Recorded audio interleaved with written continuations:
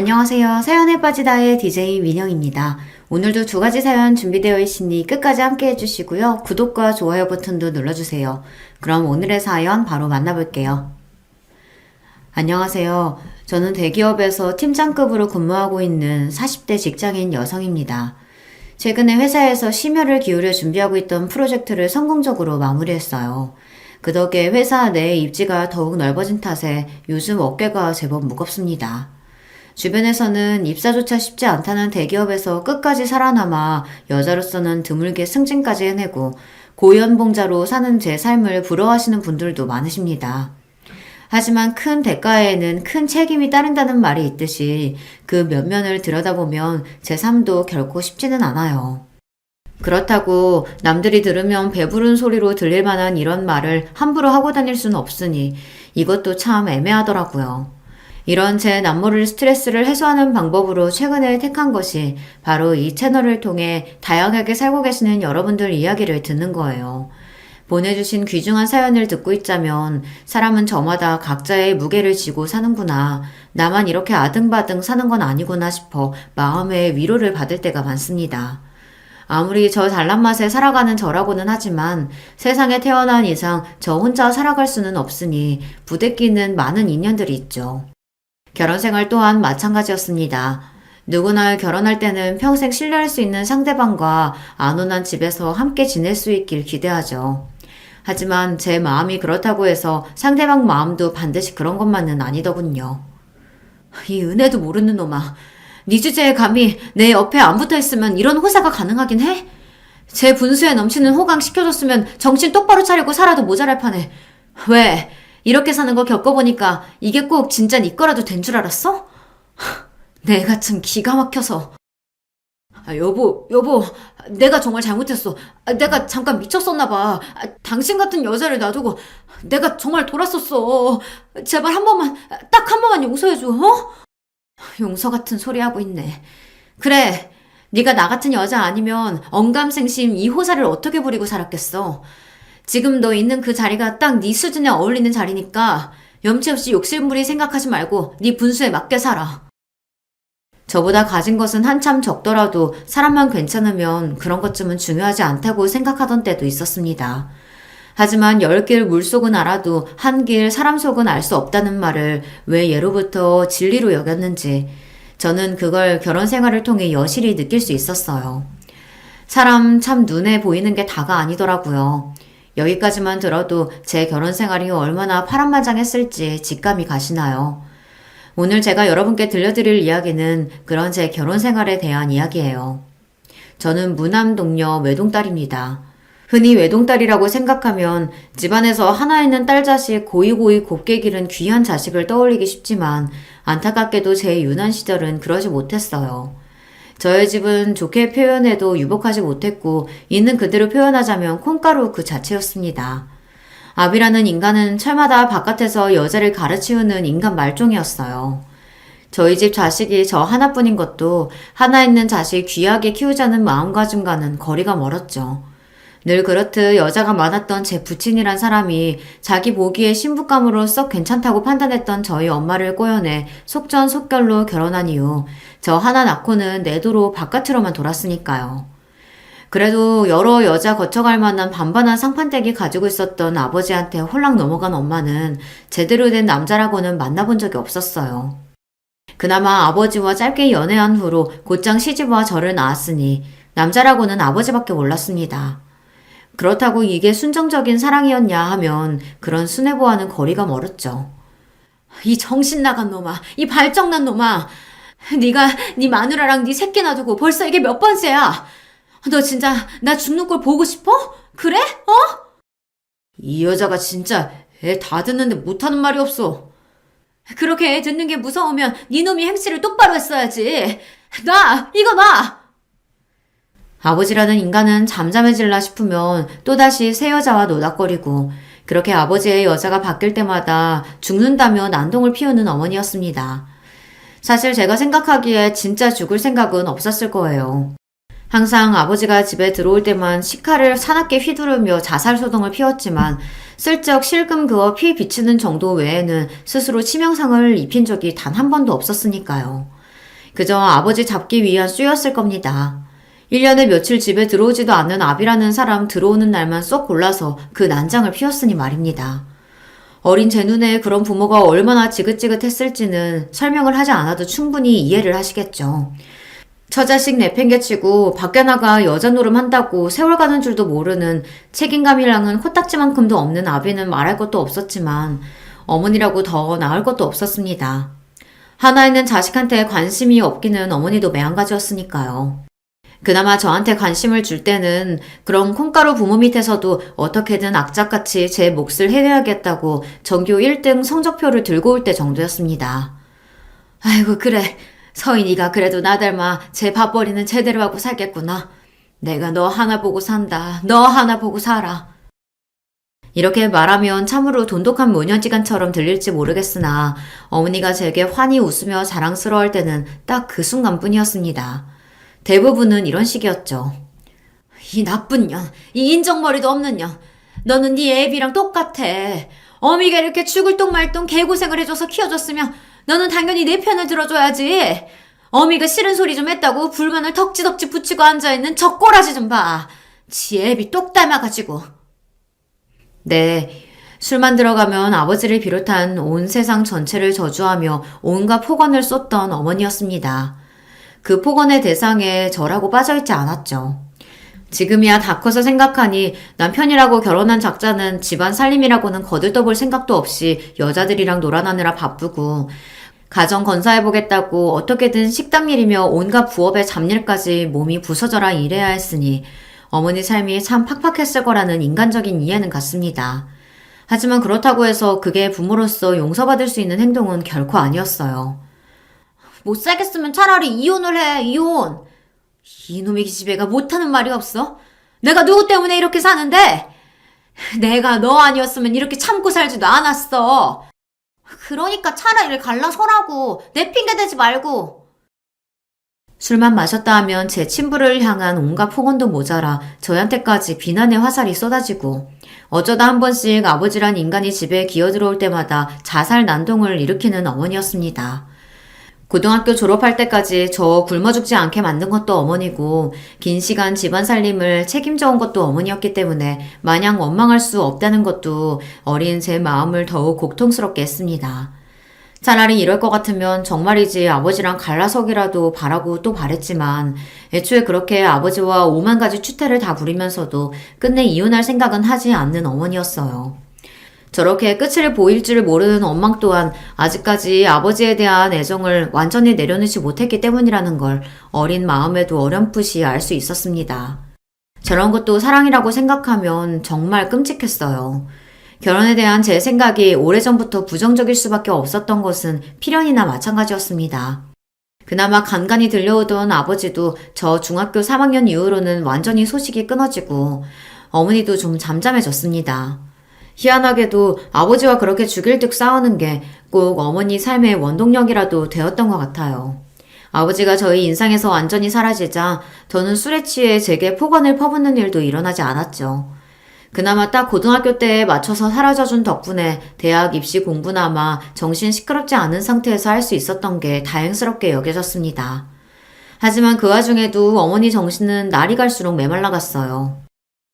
너는 나같이 미련한 여자랑은 달라서 독한 구석도 있고 네 앞가림 정도야 너 알아서 할 테니 크게 걱정은 없다.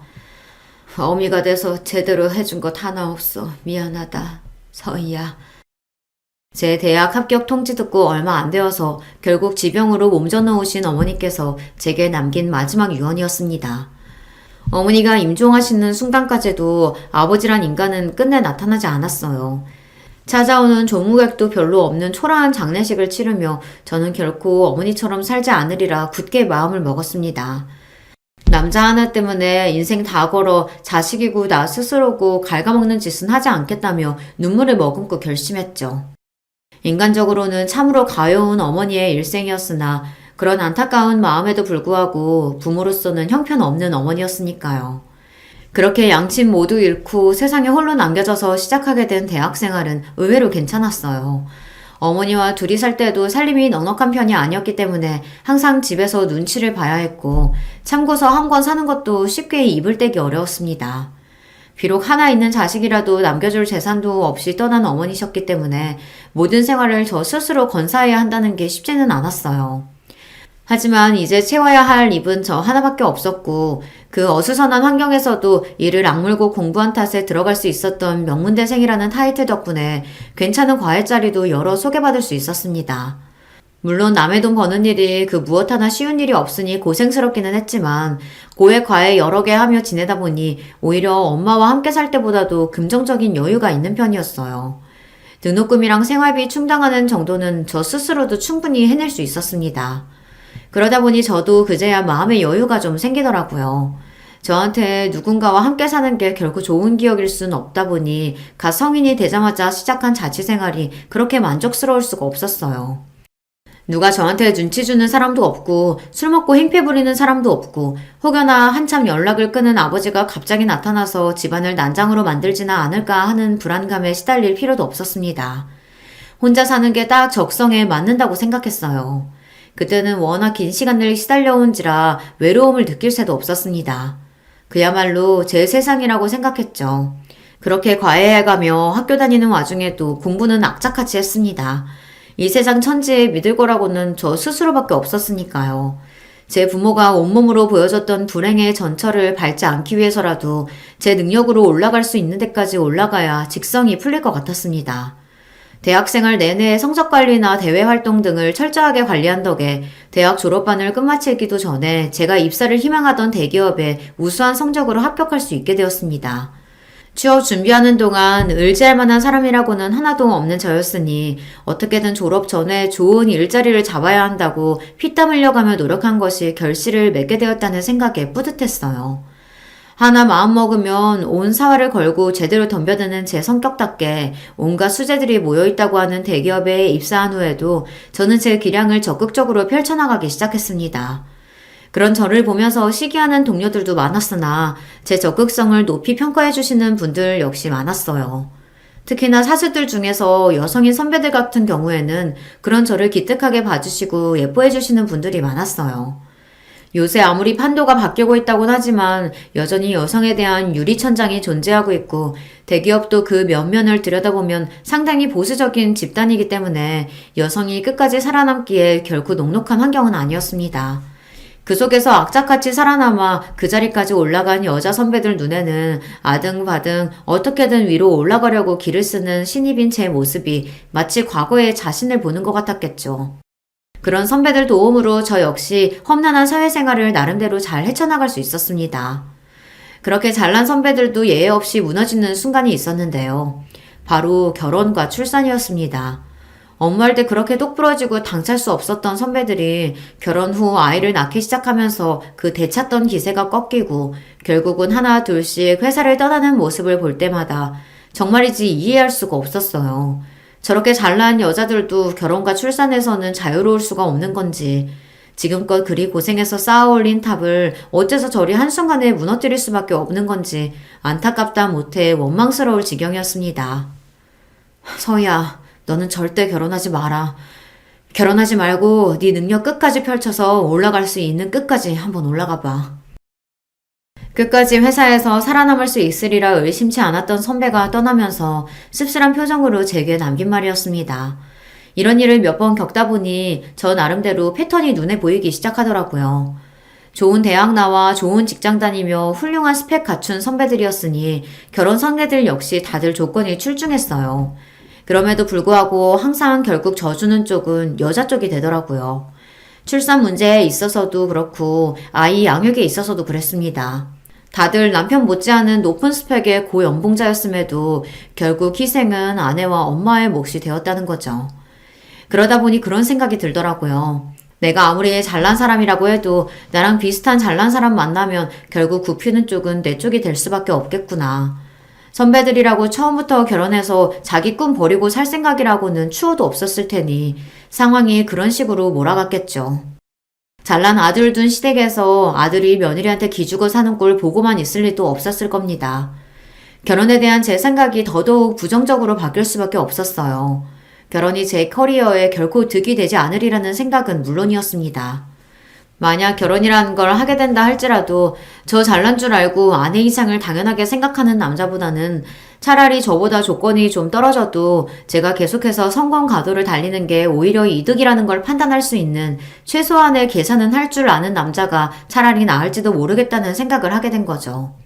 아마 남편을 선택했던 이유도 무의식 중에 제가 그런 생각을 가지고 있었기 때문일 겁니다. 남편은 당시 제가 진행하고 있던 프로젝트의 연계에 참여한 거래처 말단 직원이었습니다. 조주희 뭐해? 얼른 인사드려. 이번 프로젝트 총 책임자셔. 안녕하십니까. 잘 부탁드립니다. 그래요. 우리 잘해봅시다. 저보다 한 살이 어린 남편이었어요.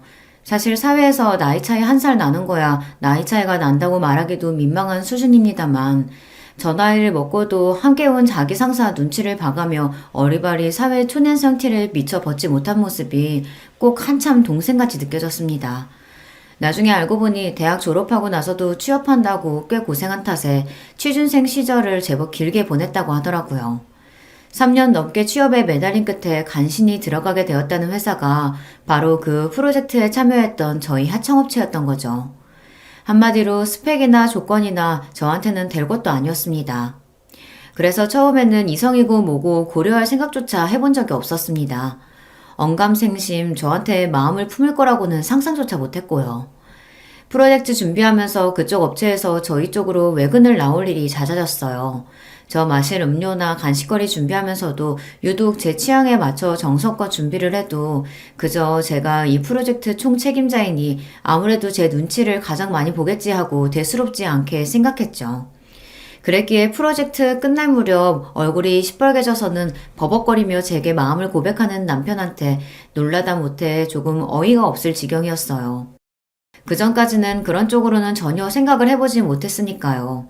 이런 어이없는 작업에 어처구니 없게도 넘어간 것이 두고두고 제 인생의 골칫거리가 될 줄은 그때는 몰랐었죠. 한 가지 변명을 하자면 그 당시 시기가 안 좋기도 했습니다. 앞에서 언급했듯이 제가 회사에서 입지를 넓히면 넓힐수록 제가 의지하고 믿어왔던 여자 선배들은 거의 자취를 감추고 있었어요. 평소에 주변에 믿을 만한 어른이 없어서인지 입사하고 나서 저를 마치 친여동생처럼 생각하고 의지를 북돋아 주었던 선배들에게 저도 모르게 마음을 많이 주었나 봐요. 그 와중에 저는 나날이 승승장구하고 있으니 주변의 건재도 예전보다 더해졌습니다. 위로 올라가면 올라갈수록 각자 원하는 자리를 차지하기 위해 상대방에게 얼마나 치졸해 줄 수 있는지를 몸소 겪게 되니 직장 생활에 대한 피로도가 상당했습니다. 그렇다고 이걸 친구들 만나서 해소하기도 쉽지 않았어요. 저도 이제 나이가 차고 있으니 결혼을 고려하고 있던 친구들은 이미 거의 결혼해서 가정생활을 시작해 바쁘게 지내고 있었습니다. 저처럼 결혼보다는 성공에 더 큰 목표를 가지고 있던 친구들조차 상황은 저와 비슷할 테니 다들 자기 앞가림하기도 바빴겠죠. 평소에 외로움을 잘 타지 않는 성격이라고 생각했는데 상황이 이렇게 되다 보니 저 역시 힘에 부치더라고요. 그러니 남편은 운이 좋았던 겁니다. 하필이면 제가 살면서 가장 마음이 약해져 있고 외로움을 타던 시기를 본의 아니게 공략하게 된 셈이니까요. 그래도 연애할 때는 꽤 좋았어요. 처음부터 서로의 조건이나 스펙이 차이가 많이 난다는 걸 알고 시작했기 때문에 이런 부분은 서로 조심을 하기도 했습니다. 제 입장에서는 불어 상대방 자존심 상할 일 없게 한다고 예의를 잘 지키고 있었고 남편 입장에서는 자기 조건 생각하면 언감생심 꿈도 못 꿀 여자를 만나게 되었으니 그만큼 제게 더 지극정성으로 대했죠. 그때는 그것조차 흡족하게 느껴졌습니다. 잘난 남자들은 온 세상에서 자기 잘난 걸 모를 수 없도록 추켜 세워주며 사회적으로 대접을 받으니 그만큼 콧대도 높았으니까요. 그럼 남자 비위 맞춰주며 속 끓이고 저 자세로 나가느니 이렇게 자기 처지를 잘 알고 저 귀한 줄 알고 정성을 쏟아주는 남자 만나는 게 나쁘지 않게 느껴졌어요. 한편으로는 아직 어수룩한 남편의 모습이 순수하고 사회의 때가 타지 않은 것처럼 느껴졌습니다. 정작 그런 외적인 부분만 생각하고 거기에 맞춰 상대방 생각을 끼워 맞췄으니 돌이켜 생각하면 순진한 건 제 쪽이었는데 말입니다. 그동안의 제 성정을 생각해보면 어림도 없는 일이었음에도 이렇게 사람을 편안하게 해주는 상대방을 만나다 보니 물 흐르듯 자연스럽게 결혼 이야기도 나오기 시작했습니다. 하지만 그렇다고 제가 완전히 정신을 놓고 있는 건 아니었으니 호락호락 넘어갈 저는 아니었어요. 은근슬쩍 결혼에 대해 운을 띄우는 남편 말에도 제 입장은 단호했습니다. 강우 씨도 나 일하는 거 봐서 알겠지만 여자가 대기업에서 이만큼 살아남는 거 결코 쉬운 일 아니야. 나도 정말 죽을 각오로 노력해서 여기까지 왔고 난 이런 거 쉽게 포기할 생각 절대로 없어. 그럼요. 저도 서희 씨 그런 모습이 너무 멋있어서 거기에 반했는데요. 저 결혼했다고 아내 집안에 들어앉히고 희생 강요할 생각 절대로 없어요. 남편이 그렇게 말해줄 거라고 예상을 하기는 했지만 그럼에도 결혼은 쉽게 생각할 문제는 아니었습니다. 하지만 남편 역시 집요했어요. 서희 씨, 그런 걱정은 정말 안 해도 돼요. 서희 씨 같이 능력 있는 사람이 결혼한다고 자기 능력 제대로 펼치지 못하는 게 국가적인 낭비 아니겠어요? 결혼해서 우리 사이에 아이가 생긴다고 해도 아이 육아도 전적으로 제 쪽에서 맡을 거예요. 저도 그렇지만 저희 엄마도 얼마나 애들 좋아하시는데요. 그리고 누가 생각해도 능력 있는 서희 씨가 사회생활 더 열심히 해서 벌어오는 게 훨씬 이득이죠. 안 그래요? 그러니까 제가 전에 생각했던 주제 파악 잘 되는 남자가 딱 남편이었어요. 제가 결혼만 해주면 뭐든 다 해줄 것처럼 구는 남편에게 여자로서 으쓱한 마음도 들었어요. 저런 사람이라면 결혼해서 같이 사는 것도 나쁘지 않을 것 같았습니다. 제가 결혼해서 소대를 볼까봐 결혼에 소극적이었던 거지, 결혼해서 잘만 살 수 있다면 그게 보장만 되어 있다면야 그리 못할지도 아니라는 생각이 들었습니다. 그렇기에 가랑비에 옷 젖듯 남편 말에 조금씩 귀가 팔랑대던 저는 결국 남편의 청혼을 수락하게 되고 만 거죠. 우리 강우가 애가 너무 순해서 결혼해서 자기 부인한테 꽉 잡혀 사는 건 아닐지 몰라. 내 생각은 좀 그렇네. 그런 아들도 아들이라고 아들 가진 유세를 며느리감 처음 보는 자리에서부터 부리려드는 시어머니였습니다. 하지만 저도 이 정도 상황을 예상하지 못했던 건 아닙니다. 제 나름대로는 사전에 준비를 단단히 했어요. 강우 씨가 좋은 사람이고 결혼해서도 변함없을 사람이라고 생각했기 때문에 승낙하긴 했지만 그렇다고 내가 결혼했다는 이유만으로 얌전히 참고 살지만은 않을 거야. 특히나 시댁 문제로 서로 곤란한 일이 생기거나 내 쪽에서 일방적으로 희생을 감수하거나 해야 할 때 나 절대로 가만히 참고 있지 않을 거야. 그런 식으로 사느니 결혼 안 하는 게 낫다고 생각해 나는. 그럼요. 그런 문제는 걱정하지도 말아요. 내가 확실하게 커버쳐 줄게요. 제 어머니가 저 한번 길들여보겠다고 기싸움을 걸었다가는 아예 결혼 자체를 엎어버릴 생각을 하고 있는 저였으니 남편이 단단히 약속을 해주었습니다. 역시나 은근슬쩍 잘난 며느리감 앞에서 딴지를 걸려고 드는 자기 어머님에게 남편이 대번에 말했어요. 엄마, 그러지 마시라니까. 우리 서희 씨 스펙 생각하면 나 같은 사람 상대해주는 것만 해도 내 입장에서는 감지덕지야. 우리 고마워해야 한다고. 저 사람만큼 능력 있고 조건 좋은 사람들 주변에 많았을 텐데 그런 거 하나도 안 따지고 사람 하나만 보고 나 같은 사람 믿고 여기까지 와준 사람이야. 그럼 엄마도 나 생각해서라도 더 잘해줘야지. 결혼 전부터 벌써 제 아내 편을 단단히 드는 아들을 보고 좀 괘씸했는지 시어머니 형 얼굴이 당혹감으로 붉어졌으나 죄다 맞는 말이니 더는 할 말이 없었겠죠. 제게 걸어오던 기싸움을 바로 접는 시어머니였습니다. 저기서 더 나아가 저한테 트집이라도 잡았다가는 저 역시 이 자리를 얻고 나갈 생각까지 각오하고 있었기 때문에 그저 이 정도 선에서 마무리된 걸 다행이라고 생각했어요. 그렇게 제 결혼 생활이 시작되었습니다. 신저살림은 제가 살고 있던 오피스텔에서 시작하게 되었어요. 말이 오피스텔이지 평수도 넓고 고급화되어 있는 곳이라서 둘이서 신혼살림 시작하기에는 전혀 부족함이 없었습니다. 저한테 그렇게 결혼하자는 소리를 해댔으면서도 막상 결혼 준비하려고 보니 모아둔 돈이라고는 얼마 되지도 않는 남편 사정을 고려하면 사실 선택의 여지가 없기도 했어요.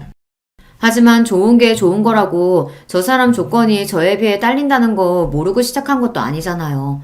저야 원래 살던 제 집이니 제 직장에서도 가깝고 일하면서 처음부터 제 힘으로 마련한 제 자가였기 때문에 집에 대한 애정도 상당한 편이었습니다.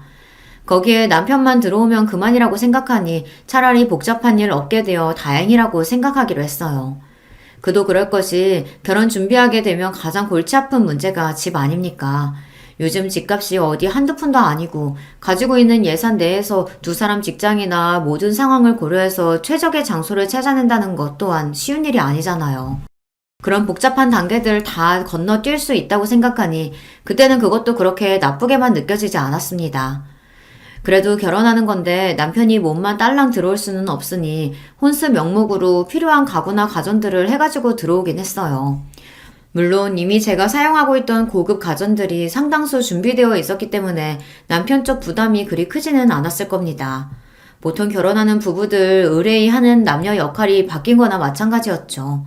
사실상 몸만 가지고 제 집에 들어오게 된 남편이 제게 미안한 듯 말했습니다.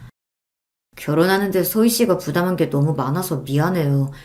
지금은 비록 내가 연차도 얼마 안 되고 모아놓은 돈도 없어서 이렇게 시작하지만 살면서 나 선택한 거 후회하지 않도록 내가 정말 잘할게요.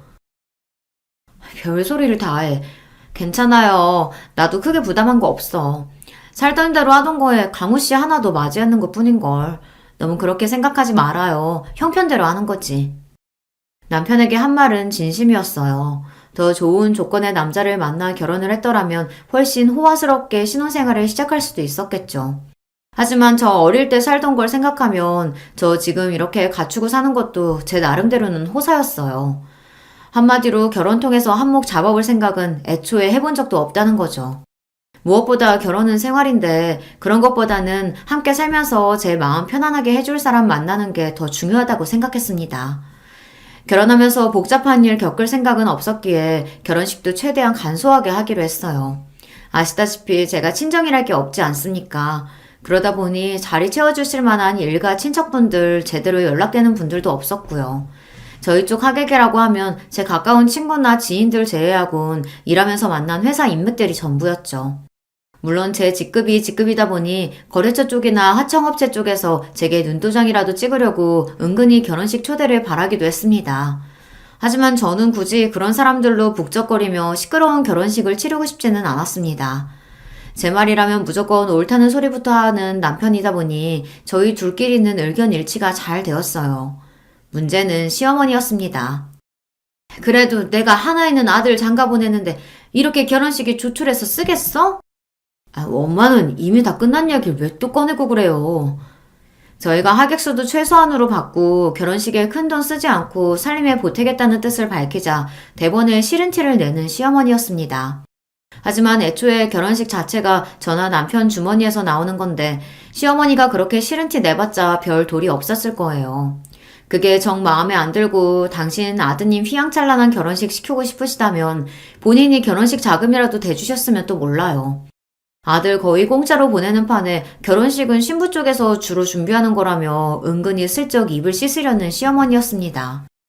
그 속셈이 빤한데 굳이 시어머니 비위 맞춰줄 생각은 없었어요. 그렇게 결혼식 역시 저의 뜻대로 진행되게 되었죠. 결혼 초에는 참 좋았습니다. 남편이 취미가 요리라서 신혼 때는 제 낯빛이 반짝반짝해질 정도로 남편에게 잘 얻어먹고 다녔어요. 최 팀장 결혼하더니 얼굴 좋아졌네. 남편이 잘해주나 봐? 뭐 그렇죠. 주변 동료들도 한 번씩 언급하고 지나갈 정도로 제 표정도 좋아졌나 봐요. 제가 생각했던 것보다 결혼 생활이 만족스럽기도 했으니까요. 강우씨, 매번 이렇게 식사 준비한다고 고생할 거 없어요. 어차피 나 혼자 살면서도 간단하게 해먹었고 우리 데이트하면서 밖에서 자주 사 먹기도 했잖아요. 우리 편한 대로 하자, 응? 내가 재밌어서 하는 건데 뭐. 서희씨 내 음식 입맛에 맞아서 잘 먹어주는 거 보면 내가 요리하는 재미도 더 생기고. 어쩜 이렇게 저한테 쏙 맞는 남자가 다 있나 싶었어요. 저는 제 마음에 차는 남자는 죽을 때까지 안 나타날 줄 알았거든요. 이런 결혼 생활이 꿈같이 느껴졌습니다. 그런 와중에 한 가지 제 심기를 불편하게 하는 게 있었다면 역시 시어머니 문제였겠죠. 며느리라고 저한테 해준 것도 없으면서 제가 당신 아들의 배는 번다는 걸 알자 은근히 제게 바라는 게 많아진 시어머니였습니다. 누구네는 며느리가 결혼하면서 명품백도 해줬다고 하던데 너는 아무래도 애가 잘 버니 명품이나 이런 것도 좀 잘 알겠네? 아니요. 저는 그런 거 하나 장만하느니 그 돈 보태서 집 마련하자고 생각했던 편이라서요. 그러니까 제 또래보다 일찍 제 집 마련도 할 수 있었겠죠? 대놓고 명품백 사달라는 말이나 다름없었으나 제가 왜요. 신혼집도 제가 해 얼마 안 되는 혼수 명목 제외하고는 집안 살림도 제가 다 마련해 놓은 거였어요. 결혼식은 또 어땠나요? 집이며 혼수며 뭐 하나 제대로 해서 들려보낸 것도 없으면서 며느리라고 폐물 하나 물려주신 것도 없는 시어머니였습니다. 이런 이야기까지 하면 치사스럽다고 생각하실지 모르겠으나 사람 심리가 원래 오는 게 있어야 가는 것도 있는 거 아니겠습니까? 그게 꼭 물질적인 게 아니라 마음 씀씀이라도 말이죠. 해준 거는 없이 늘 잘난 며느리가 당신 아들 기죽이지는 않을까 경계하면서 제게 바라는 것만 많은 시어머니한테 맞춰드릴 생각은 눈꼽만치도 없었어요. 그나마 눈치가 있어서 저한테 살랑거리며 비위를 맞추는 시누이가 나을 지경이었습니다. 언니같이 능력 있는 사람이 내 새언니라니. 우리 오빠가 여자복이 넘쳐도 넘친다, 정말. 대학 졸업한 지 2년차가 넘어가는 시누이는 아직 미취업 상태였습니다. 시누이 입장에서도 저랑 안 좋게 지내봤자 좋을 게 하나도 없었죠. 대기업 팀장급인 높은 직급에 넉넉한 형편까지 변변한 직장 하나 구하지 못한 취준생의 인맥치고는 호화스러웠으니까요. 제가 자기한테 득이 되면 득이 됐지 실이 될 일은 없었겠죠. 저한테 밉보여서 좋을 게 없었으니 더 제 기분을 맞추려고 노력하는 게 눈에 보였어요. 아직 나이가 얼마 되지 않으니 그런 속이 빤히 보였지만 제게 바라는 거 많으면서도 자격지심에 삐뚤게 대하는 시어머니보다는 차라리 속 빤히 보이는 시누이가 낫다고 생각했습니다. 자, 이거 아가씨한테 어울릴 것 같아서 내 거 사면서 하나 샀어요.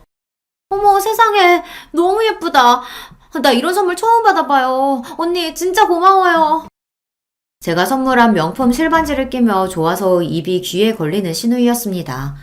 이런 식으로 시누이에게 한 번씩 선물을 하고는 했어요. 제가 저한테 잘하는 사람한테는 아끼는 성미가 아니거든요. 또 베푼 만큼 돌아온다고 생각하기도 했고요. 물질적으로 갚지 못하면 마음이나마 쓴다고 생각했어요. 아무래도 제가 어릴 적부터 가정 형편이 이렇다 보니 아무 의도 없이 순수한 호의를 베푸는 게 오히려 불편한 부분이 있었습니다. 이렇게 줄 거 확실히 주고 받을 거 확실히 받는 편이 더 편했어요. 반면 제 심기를 거스르는 사람한테는 돈 한 푼도 쓰지 않았습니다. 저도 여기까지 올라와서 이만한 돈 벌 수 있기까지 여간 고생을 한 게 아닌데 뭐 한다고 저한테 잘하지도 않는 사람한테 귀하게 번 돈 함부로 쓰겠어요. 그러니 시어머니는 처음부터 작전을 잘못 세워도 아주 잘못 세운 거였죠. 저한테 잘 보인 시누이가 하나 둘씩 떡고물을 받아 챙기는 걸 뻔히 보는데 시어머니의 배알이 꼴리지 않을 수 없었겠죠. 이전에도 시어머니가 저한테 여러 번 돈 해달라는 부탁을 한 적이 있었습니다. 하지만 제 반응은 단호했어요. 정 돈이 급하신 거면 돈을 해드릴 수는 있어요. 하지만 어머니, 가까운 사이일수록 돈 문제 같은 예민한 건 확실하게 처리해야 돼요. 정말로 저한테 돈 빌려가실 거면 차용증도 쓰셔야 하고 기간 지키셔서 빌리신 돈도 돌려주셔야 되고요. 아니 무슨 식구끼리 그렇게까지 해? 사람 정없게. 지금이야 그게 정없게 들리실지 모르시더라도 그 편이 나아요. 어머님 말씀대로 몇 푼 되지도 않는 돈 때문에 가족관계 어그러지면 그것만큼 어리석은 게 또 있나요? 단호한 제 말을 말문이 막혀버린 시어머니였습니다. 사실 제 말이 맞잖아요. 돈독하게 잘 지내고 있는 고부지간이라고 해도 돈거래 같은 건 철저하게 하는 게 맞죠. 하물며 제 입장에서는 그리 좋은 감정을 가지고 있는 시어머니도 아니었습니다. 게다가 본인이 아쉬워서 부탁하는 처지면서 저 태도는 또 뭡니까? 제가 돈을 안 빌려준다고 한 것도 아닌데 빌려준다고 한 것만으로도 고마워해야 할 판 아닌가요? 마치 며느리한테 돈 맡겨둔 것처럼 구는데 진짜로 차용증도 없이 돈 빌려줬다가는 은근슬쩍 입 싹 씻고도 남을 시어머니였으니까요. 저는 시댁 쪽에 언제 한번 손 벌린 적이 없는데 하는 짓은 다르지만 결국 저한테 바라는 게 많다는 점만은 똑 닮은 시어머니와 시누이였습니다. 그런 자기 본가 식구들 때문에 남편 역시 살살 제 눈치를 볼 때가 많았죠. 여보, 우리 엄마랑 강미 때문에 골치 아프죠? 내가 그러지 말라고 그렇게 얘기하는데 말을 잘 안 듣네. 아니야. 나도 내 수준에서 감당되는 것만 받아주지 그러지 못할 것 같으면 애초에 받아주지도 않으니까 그걸로 별로 미안해하지 않아도 돼요. 피로를 풀어주겠다며 제 어깨를 마사지하는 남편에게 달스럽지 않게 말했습니다. 스트레스가 아예 없다고 하면 거짓말이겠지만 그래도 사람과 사람이 엮인 일인데 그렇게 물 흐르듯 편하게만 흘러갈 수 없다는 것 정도는 저도 알고도 남을 나이였으니까요. 그리고 그 정도는 충분히 감당이 가능하다고 생각하기도 했습니다. 얼마 안 지나서 시누이가 제 앞에서 쭈뼛거리더니 또 부탁을 하더라고요. 이것저것 자잘하게 부탁하던 게 잦은 시누이였기 때문에 이번에도 또 뭔가 예산일처럼 생각했습니다. 저 언니, 저 이번 시즌은 진짜로 취업해야 하거든요. 그런데 알다시피 지금 우리 집 꼴이 집중해서 공부할 만한 환경은 아니잖아요. 그래서 그런데 나 이번 취업 시즌 동안에만 잠깐 언니네 집에서 신세 좀 지면 안 될까요? 내가 취업만 하면 정말 언니한테 신세 진 거 배로 갚을게요. 네? 언니. 저도 이건 좀 부담스럽더라고요. 아무리 살랑살랑 제 비위를 맞추며 저한테 잘 보이려고 드는 신호였지만 그래도 같이 사는 건 다른 문제 아닙니까? 저로서도 제 집에 시댁 식구가 같이 사는 게 부담이 되지 않을 수가 없었어요. 하지만 시댁 형편 생각하면 신우의 말도 아주 일리가 없는 건 아니었습니다. 시댁 집 규모가 작은 건 둘째 치더라도 시어머니가 부업하느라 하루 종일 거실에서 뚱땅대고 있는데 원래부터 진득하게 공부하는 성품이 아닌 시누이 입장에서는 집중력이 흐트러질 만도 했겠죠. 남편 역시 은근히 제 동생 지원 사격을 했습니다. 서희 씨 입장에서 많이 불편한 거라는 건 알지만 정말 제 쥐 죽은 듯이 있게 할게요. 어차피 제 학원도 다녀야 하고 우리 집에 있을 밤늦은 시간에는 공부만 보내면 되니까. 우리 다 직장에 일하러 나갔을 때만 잠깐 집에서 공부하고 우리 집에 들어왔을 때는 잠만 재운다고 생각하면 돼요. 제 소란 피우면 내가 먼저 내쫓을 테니까 딱 몇 달만 도와줄 수 없을까요? 마치 저 말고는 다른 대안은 없다는 듯이 절박하게 제게 매달리는 두 사람을 보고 마냥 안 된다고 거절하기도 쉽지 않더라고요. 결국 신우의 부탁을 들어줄 수밖에 없었습니다. 한동안 약속한 대로 정말 쥐죽은 듯 지내던 신우이였기에 생각보다 지낼만 하다고 생각했어요. 하지만 머지않아 문제가 하나 생겼습니다. 당신 혹시 내 액세서리에 한 만졌어? 왜? 뭐가 없어? 아니, 내가 분명히 여기 뒀던 것 같은데 어디 잘못 빼놨나? 제 물건이 하나씩 없어지거나 아니면 제가 평소에 절대 두지 않을 만한 자리에 놓여 있는 겁니다. 그동안의 변화라고는 신우이가 집에 들어온 것밖에 없으니 자연스레 신우이가 제 물건을 만지는 거 아닌가 하고 의심이 들었어요. 하지만 이게 참 말 꺼내기도 애매한 문제잖아요. 증거도 없는데 괜히 죄 없는 사람 잡는 걸 수도 있고 그러다 문득 생각이 났습니다. 지금은 고양이 별을 건너고 난 이유지만 결혼 전에 혼자 살면서 키우던 고양이 때문에 반려동물 캠을 설치해뒀던 기억이 났어요. 그것까지 치우면 정말 소중히 키우던 고양이의 흔적이 다 사라지는 것 같아서 설치한 걸 떼어내지는 않았으나 당연히 가동은 멈춰두었죠. 그래서 혹시나 하는 마음에 몰래 캠 기능을 다시 켜두었어요. 그러고는 갑작스레 회사에서 이슈가 터지는 바람에 제가 며칠 집에도 제대로 들어가지 못했습니다. 하도 정신이 없고 거의 잠도 자지 못했다 보니 캠 켜놓은 것도 자연스레 잊게 되었죠.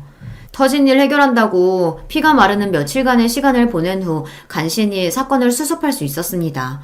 제가 그래도 건강은 항상 자신을 하던 사람이었는데 며칠이나 밤을 새고도 멀쩡할 수는 없었나 봐요. 으슬으슬 몸살 기운이 올라오기 시작했습니다. 팀장님, 이제 급한 불도 어지간히 껐는데 들어가서 집에서 눈 좀 붙이세요.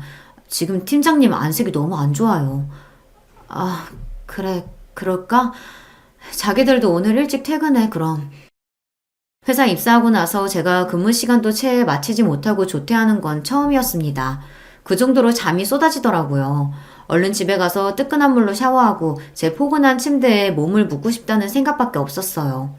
평소에 퇴근하는 시간이 아니다 보니 집에 시누이가 있을지도 모른다는 생각은 했지만 어차피 잠만 잘 건데 그냥 조용히 내 방으로 들어가야지 싶었습니다. 남편이야 아직 퇴근하려면 한참 남아 있었고요. 그렇게 조용히 현관문을 따고 들어가서 제 방문을 열려고 하는데 순간 이상한 기척이 느껴졌습니다. 속닥거리는 말소리 같은 게 들리는데 여자 목소리였어요. 대번에 피로가 확 가실 만큼 기분이 확 나빠졌습니다. 이 시간에 지금 집에 있을 사람이 시누이밖에 더 있나요? 아니, 공부하라고 큰맘 먹고 집에 들여놨더니 자기한테 내어준 방도 아니고 왜 제 방인 안방에서 그 시각에 여자 소리가 들린단 말입니까? 순간 며칠 전부터 안방에 넣어둔 제 물건들 때문에 신경 썼던 일이 퍼뜩 떠올랐어요. 아, 내가 현장을 잡았구나 싶었죠. 네, 이걸 진짜 가만히 안 둘 거다라고 생각하며 방문을 확 열어젖혔습니다. 뭐야! 제 안방에 있던 사람이 갑작스레 문 열리는 소리에 경악해서 소리를 질렀습니다. 하지만 목소리의 주인공은 제가 예상하던 사람이 아니었어요. 바로 제 남편이었죠. 한창 회사에 있어야 할 사람이 눈앞에 있는 게 믿기지 않을 지경이었습니다. 하지만 그건 놀란 축에도 속하지 않았어요. 저를 정말 놀라게 했던 건 반쯤 벗은 내 남편 옆에서 역시 옷을 입은 둥 마는 둥한 차림으로 내 안방 침대에 떡 버티고 누워있는 웬 여자 때문이었습니다. 네, 그 여자는 바로 남편의 상간녀였습니다. 짧은 시간 동안 제 머릿속에 얼마나 많은 생각이 스쳐 지나갔는지 모릅니다. 하지만 그 생각이 다 정리도 되기 전에 제 몸이 먼저 움직이고 있었어요. 여보, 그러니까 이게 무슨 일이냐면 감히 변명을 시도하는 남편 면상에 그대로 주먹을 꽂았습니다. 희한한 소리를 내며 제 면상을 감싸주는 남편을 뒤로하고 옆에 있던 여자 머리채를 휘어잡았어요. 이가 없다!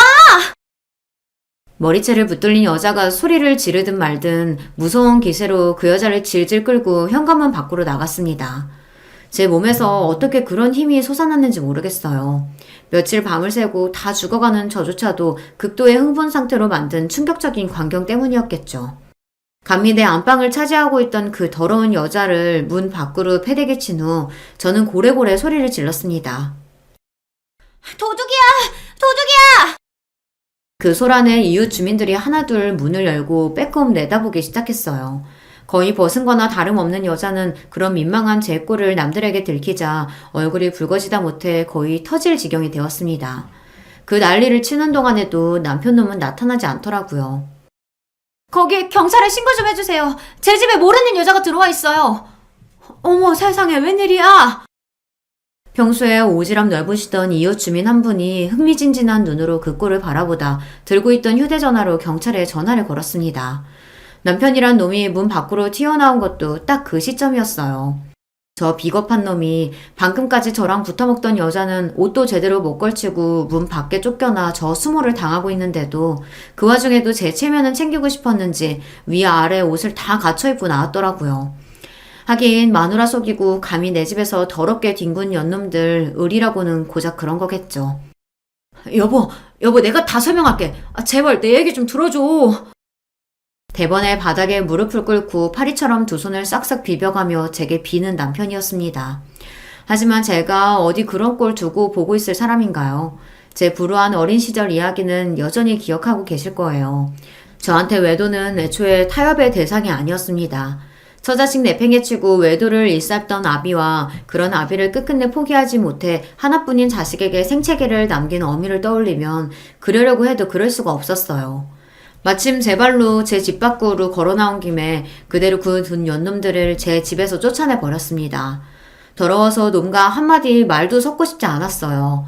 그대로 남편과 남편 상간녀를 집 밖에 내놓은 채 저는 집으로 들어가 문을 쾅 걸어 잠갔습니다. 수치심을 견딜 수 없었는지 질질 짜는 상간녀 울음소리가 들렸으나 그마저도 끔찍해 손님방으로 가서 문을 걸어 잠그고 이불을 뒤집어 썼습니다. 차마 저 두 연놈들 뒹군 제 안방 침대에 가서 누울 수는 없더라고요. 그러다 퍼뜩 며칠 전 반려동물용 캠을 작동시켰던 것이 기억났습니다. 영상을 돌려보는 내내 손이 떨리고 피가 거꾸로 치솟는 느낌이었어요. 그 안에는 그 더러운 인간들의 불륜 증거가 적나라하게 담겨 있었습니다. 제 집안을 마치 자기 집이라도 된양 자연스럽게 거느리는 상간녀 하는 모양새가 벌써 한두 번 저러는 게 아니라는 걸 직감할 수 있었어요. 놀라운 사실은 한 가지 더 있었습니다. 그런 남편과 상간녀와 자연스럽게 어울리던 시누이였죠. 그러니까 저만 바보였던 거예요. 제 집 마련하는데 한 푼 도움된 적도 없던 저 인간들이 제 집을 놀이터 삼아 시시덕대는 동안 정작 집주인인 저는 저 인간 같지도 않은 것들에게 놀아나는 줄도 모르고 아무것도 모르고 살았던 겁니다.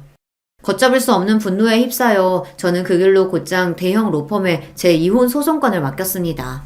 제 상간녀와 경찰서에서 훈방조치로 풀려나자마자 제게 이혼소장을 받게 된 남편이 혼비백산에 제 집으로 헐레벌떡 달려왔습니다.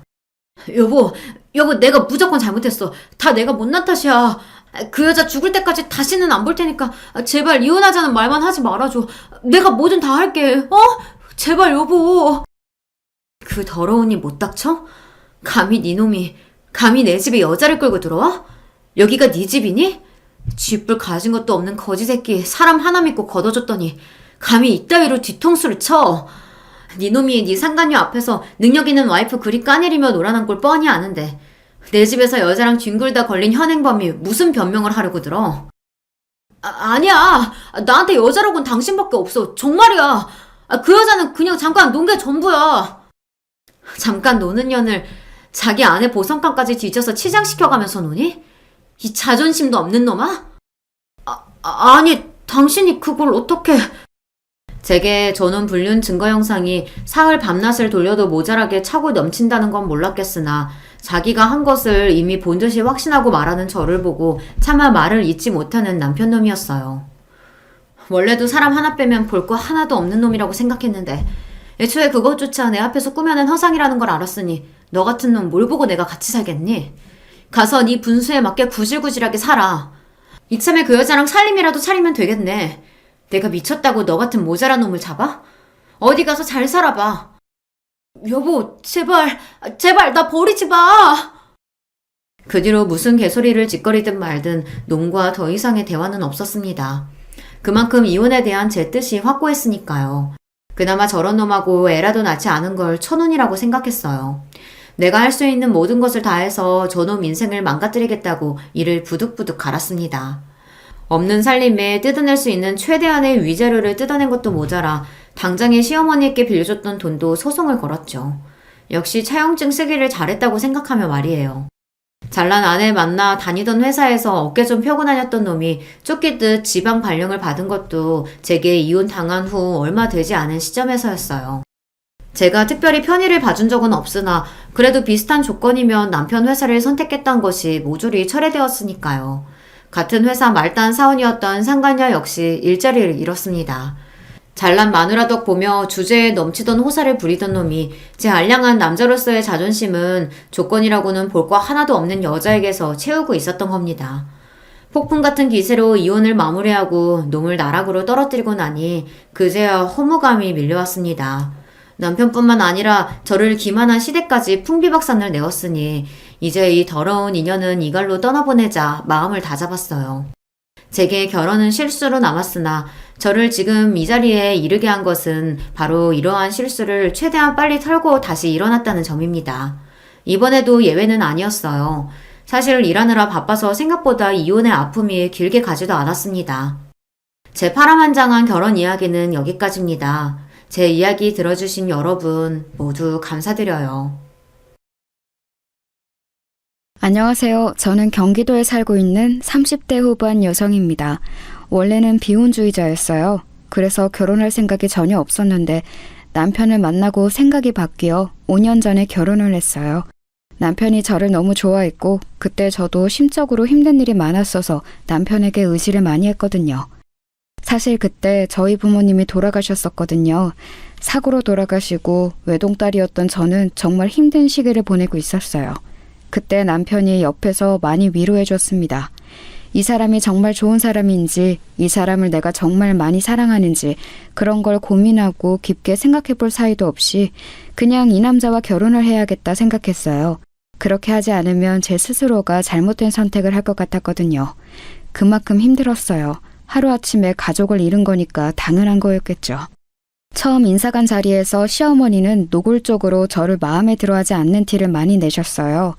남편의 집안이 대단한 집안은 아니었지만 나름 중산층의 아들 둘이 둘 다 전문직에 종사하고 있는 데다가 큰 며느리가 강남 출신 부자였거든요.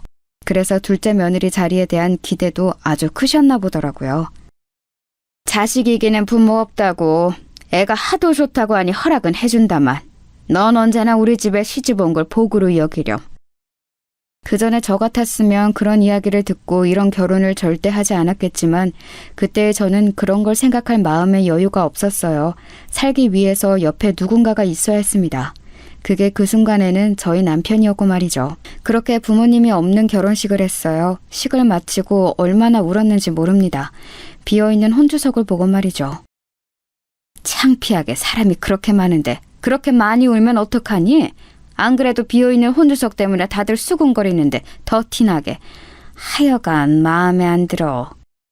그런 이야기를 들었지만 그래도 눈물이 멈추지 않았어요. 나중에 남편이 안아주며 이렇게 말해주더군요. 이제 내가 당신 가족이니까 우리 외롭지 않게 잘 살자. 하고 말이죠. 그 말 하나만 마음에 담고 시작한 결혼 생활이었습니다. 하지만 제 결혼 생활은 생각보다 더 순탄하지 않았어요. 시어머니는 그게 무슨 당연한 권리라도 되는 듯 시도 때도 없이 저를 불러내서 온갖 굳은 일들을 다 시켰습니다. 그러면서 매번 이렇게 말씀하셨어요. 빈손으로 와서 어디 하나 내놓을 거 없는 애가 우리 애 같은 애랑 결혼했으면 이 정도는 해야 하는 거 아니겠니? 아니, 이것도 모자라지. 그렇게 정당화하시며 저를 부려먹으셨어요. 처음에는 별 생각 없이 다 했습니다. 사실 어머님의 그런 말들이 귀에 들어오는 정신 상태가 아니었거든요. 오히려 몸이 힘들면 다른 생각들이 들지 않아서 좋았어요. 몸이 편하면 눈물이 나오는 시기였거든요. 어머니한테 당신 그만 좀 부려먹으라고 말할까? 아직 괜찮아. 내가 못 견딜 것 같으면 이야기할게. 그래서 그냥 남편이 그렇게 말해도 만류했어요. 지금 와서 생각해보면 그때 군말 없이 다 해준 게 제 실수였던 것 같기도 합니다. 점점 더 심해지기만 했거든요. 어머님이 그렇게 하시니 형님도 그렇게 하시기 시작했어요. 동서, 다음 주에 우리 집에 와서 음식 좀 해줄 수 있어? 네, 그럴게요. 무슨 일인지 묻지도 않고 그러겠다 했었으니까요. 그때는 말이죠. 초반에는 손님을 초대하거나 대접할 일이 있을 때만 저를 부르더니 나중에는 자기가 뭐가 먹고 싶다고 와서 해주고 가라고 하더군요. 내일 우리 집에 와서 김치찌개 좀 해주고 가. 전에 해줬던 거 그거 맛있더라. 아, 내일은 좀 힘들 것 같아요. 처음으로 한 거절이었어요. 형님과 시어머니 눈이 동그래지더군요. 너 지금 싫다고 한 거니? 아, 싫다고 한 건 아니고요.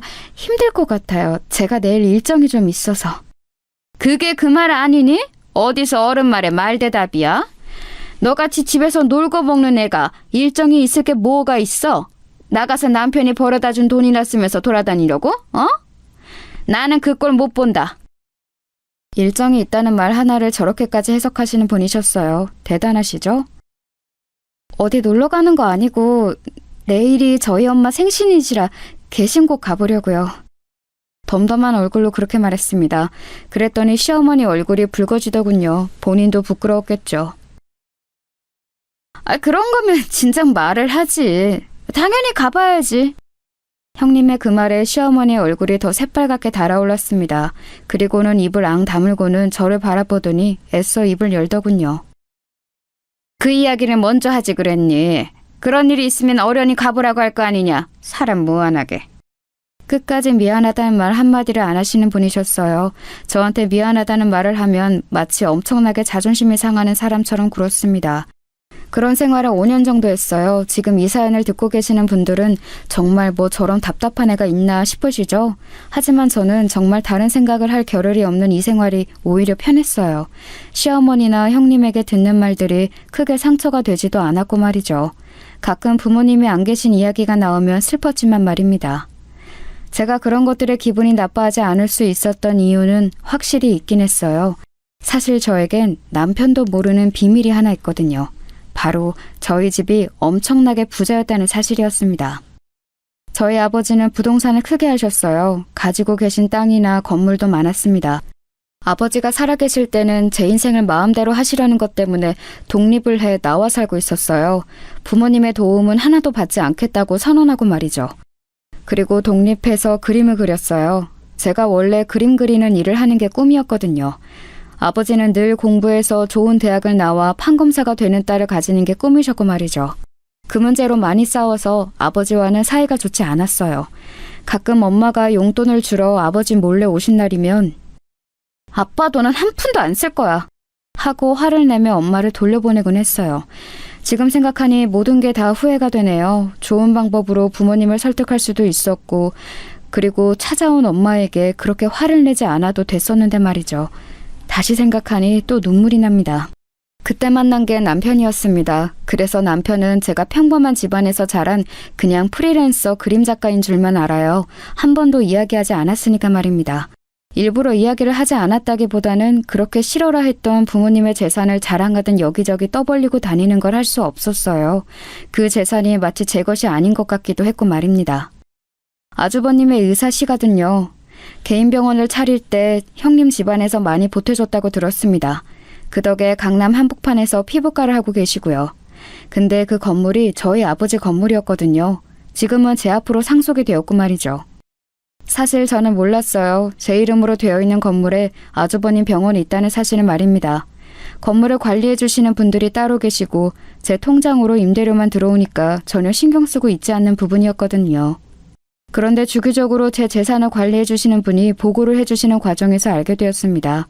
어차피 제게는 별로 큰일이라고 생각하지 않았기도 했고 딱히 이제 와서 제가 거기 건물주네 어쩌네 하는 말을 하는 것도 좀 그래서 말을 하지 않았어요. 어쩌다 보니 그렇게 숨긴 채 5년 동안 결혼 생활을 했네요. 제가 딱히 돈을 쓰는 타입도 아니었고 그동안은 제 감정을 추스르는 것도 벅찼기 때문에 부모님의 재산에 대해 깊게 생각할 겨를이 없었습니다.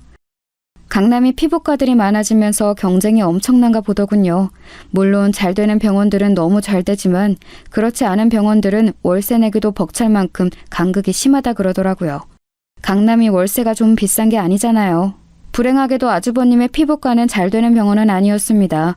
월세와 직원들 월급을 다 주고 나면 크게 남는 게 없다고 들었어요. 겉만 번지르르한 피부과 의사라는 타이틀을 빼면 사실 속빈 강정이나 다름없었죠. 아이고, 큰아가 네가 왜 이러서니? 쟤 시키면 되는 걸. 그래서 그런가 시어머니는 형님의 눈치를 점점 더 많이 보기 시작하셨어요. 그 병원의 권리금은 형님의 집안에서 나온 돈이고 지금도 남편이 크게 벌어다 주는 돈 없이 형님은 형님의 집안에서 받는 돈으로 생활을 하고 계셨거든요. 물론 형님뿐 아니라 아주버님하고 형님의 눈치를 많이 보셨습니다. 형님은 이 집안에서 거의 군림하는 사람이었어요. 대충 저희 집안 분위기 어떤지 아시겠죠? 그런 집에서 5년 동안 식모살이에 가까운 생활을 했습니다. 남들이라면 1년도 못하고 나가 떨어졌을 거예요. 저는 그 편이 현실을 잊고 살기에 편했으니까 버틴 거지만 말입니다. 하지만 저도 사람이고 점점 상처를 극복해 나가기 시작했어요. 물론 여전히 부모님을 생각하면 너무 슬프지만 그 전만큼은 아니었고 저도 슬슬 제 일을 다시 시작해야겠다는 생각을 하고 있던 차였습니다. 그런데 5년간 다들 저의 이 일방적인 희생에 너무 익숙해져 있는 것 같더라고요. 저는 당연히 이제 그래야 하는 사람이 되어 있었습니다. 그걸 가장 직접적으로 느낀 건 제가 이제 어머님이 시키는 일 안 할 거라고 했더니 돌아온 남편의 반응이었어요. 나 이제 어머님이 부르셔도 다 안 갈 거야. 그럼? 그럼이라니? 그건 내가 당연히 해야 하는 일들은 아니잖아. 그냥 그동안 내가 해왔던 거긴 하지만 나도 이제 내일 할 거야. 물론 그렇긴 하지만 그럼 앞으로는 누가 해? 다들 알아서 해야지. 자기 일은 스스로. 그걸 왜 나한테 물어? 남편의 그런 반응에 저도 모르게 말이 쌀쌀맞게 나갔어요. 기분이 확 상하더군요. 제가 하는 모든 일이 당연한 것들이 아닌데 당연한 것들처럼 받아들이고 있다는 게 말입니다. 어머님이 어떻게 받아들이실지 걱정돼서 그렇지. 그럼 내가 평생 이러고 살 줄 알았어? 당신은? 아니, 그건 아니지만. 어차피 나도 이제 내일 시작할 거고 그 전처럼은 계속 못해. 그러려면 한 번 넘어야 하는 산이야. 남편은 이야기하기 곤란해하는 것 같길래 그냥 제가 이야기하겠다고 했어요. 그리고 그날 밤 누워서 생각하는데 좀 서글프더라고요. 이 사람은 분명 저에게 가족이 되어준다 했었는데 저는 그 사람의 진정한 가족이 아직 아닌 것 같은 기분이 들었거든요. 하지만 힘들 때 힘이 되어준 사람이었기 때문에 그런 생각은 하지 않으려 노력했습니다. 그리고 며칠 뒤 어머님이 다시 부르셔서 집으로 갔어요. 나 오늘 약속 있어서 나갔다 올 동안 대청소 좀 싹 해라. 창틀에 먼지도 다 닦고 저 위에 액자 같은 것도 다 내려서 먼지 털고. 네, 근데 어머님 이제 앞으로는 사람 쓰셔야 할 것 같아요. 그 말에 분주하게 외출 준비를 하던 시어머니가 멈추고 저를 빤히 보더군요. 왜? 네가 있는데 사람을 써? 이제 저도 쉬었던 일을 시작하려고요. 네가 무슨 일... 너 그림 그린다고 했었나? 제가 식모처럼 일만 했더니 진짜 식모인 줄 아는 사람들처럼 굴더군요. 남편도 시어머니도 말이죠. 인제 와서 일을 다시 시작해? 왜? 둘째가 벌어다 주는 돈이 모자라니? 아니요. 제가 어디다 돈을 쓰는 타입도 아니고 그냥 저도 이제 제 일을 다시 시작하고 싶어서요. 그니까 왜?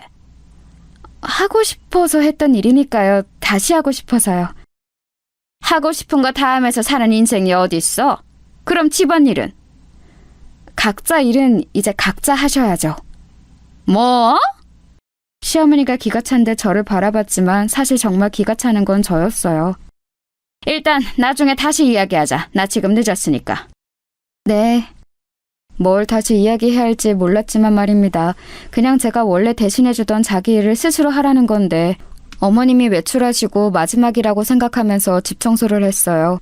그리고 늦게까지 돌아오시지 않아 그냥 집으로 왔습니다.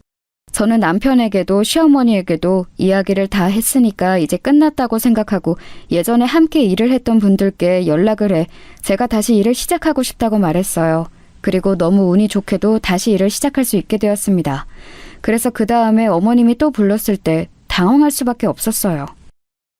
저 지금 일하고 있어서 못 가요. 이 일을 벌써 시작했다고? 그때 아직 이야기 덜 끝났잖니. 제 일이 아닌 일을 제가 여태 하고 있다가 이제 진짜 제 일이 생겨서 그만한다고 하는 게 이렇게 어려운 일인지 예전에는 미처 몰랐습니다. 시작부터 잘못된 거였더라고요. 처음부터 그러지 말았어야 했는데 말이죠. 그날 저는 어머님이 부르셔도 가지 않았고 어머님은 전화로 굉장히 화를 내셨어요. 소리를 고래고래 질러가면서 말이죠. 네가 있는데 사람을 왜 써? 그 돈은 뭐 어디 땅 파서 나오니? 아무것도 없는 얘. 그래도 집안일은 잘하는 것 같아서 마음에 안 들어도 참고 며느리 취급해줬더니 네가 지금 주제도 모르고. 정말 이제 하는 말마다 저에 대한 무시가 깔려 있었어요. 너 같은 애, 너처럼 가진 거 없는 애, 며느리 취급 이런 건 말이에요. 저는 이 집안에 시집와서 단 한 번도 어머님이나 형님이 저를 가족으로 생각한다고 느낀 적이 없었습니다. 그저 식모였죠. 저도 군말 없이 하긴 했으니 제가 원인 제공을 한 것도 일정 부분 있긴 하네요. 어머니랑 무슨 일 있었어? 왜? 전화해서 당신이 이야기를 하시길래. 뭐라고 하셨는데? 아니 뭐 그냥. 얼버무리는 남편을 캐물었더니 버릇이 없다는 둥, 주제를 모른다는 둥, 저런 애 며느리로 계속 못 데리고 있는다는 둥, 애 없는 게 복이라는 둥, 정말 할 소리 못할 소리 다 하셨더라고요. 그 일 꼭 해야 해? 그림 그리는 걸 그만두라는 소리야? 많이 버는 것도 아니고 그냥 내가 벌어다 준 돈으로 편하게 살림만 사는 게. 편하게? 당신 눈에는 그동안 내가 편하게 살림만 사는 것처럼 보였나 봐? 아니, 그 말이 아니고. 그동안은 내가 현실을 잊고 싶어서 몸이라도 혹사시키려고 시키는 모든 일 군말 없이 한 거고 언제까지 내가 이러고 살아? 내가 당신 부인으로 이 집에 들어왔지 식모로 들어왔어? 식모라니 그 말이 아니잖아. 계속 살던 대로 살라는 게 그 말이 아니고 뭐야? 여태 잘 지냈잖아.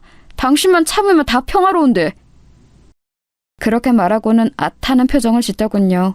나만 참으면 온 집안이 조용하니까 나만 참아라. 남편은 자기도 모르게 자신의 속마음을 이야기한 겁니다. 그 순간 약간 머리에 찬물을 맞은 듯한 느낌이 들었어요.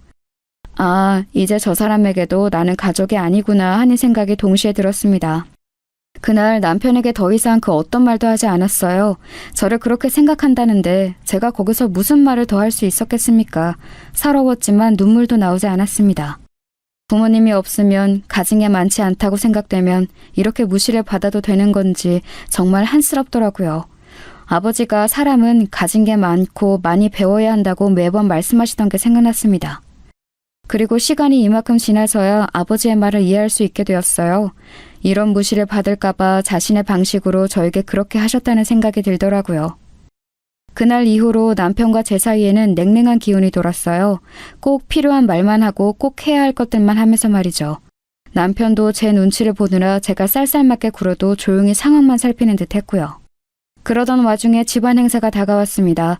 명절을 지내지 않는 대신에 1년에 한두 번 온 가족이 모여 식사를 하는 자리였어요.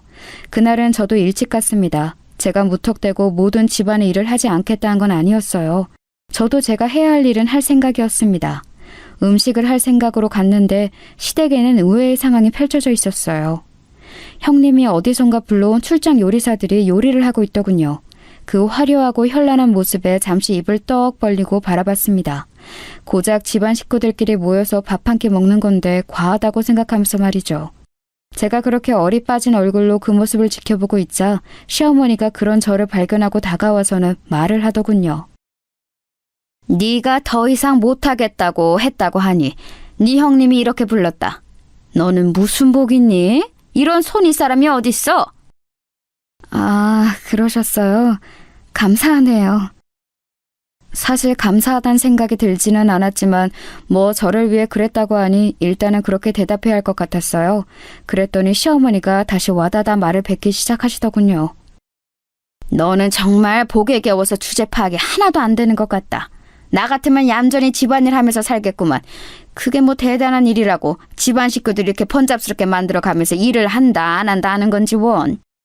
그 이야기를 듣는데 울컥하더군요. 평소라면 참았겠지만 그날따라 참을 수가 없었습니다. 저도 식구예요. 제 말에 시어머니가 애가 지금 무슨 소리를 하냐는 듯한 얼굴로 쳐다보더군요. 저도 이 집 식구라고요. 이 애가 뭘 잘못 먹었나? 누가 아니래? 저도 이 집 식구인데 왜 저만 참고 저만 배려하고 저만 희생을 해야 하는 건가요? 그렇게 말했더니 시어머니가 기가 차다는 얼굴로 저를 바라보더군요. 평소라면 크게 소리를 질렀을 테지만 일하는 사람들이 있었던지라 그러시진 못했습니다. 네가 뭘 배려하고 네가 뭘 희생했는데? 고작 집안일 좀 더 한 거? 그게 뭐?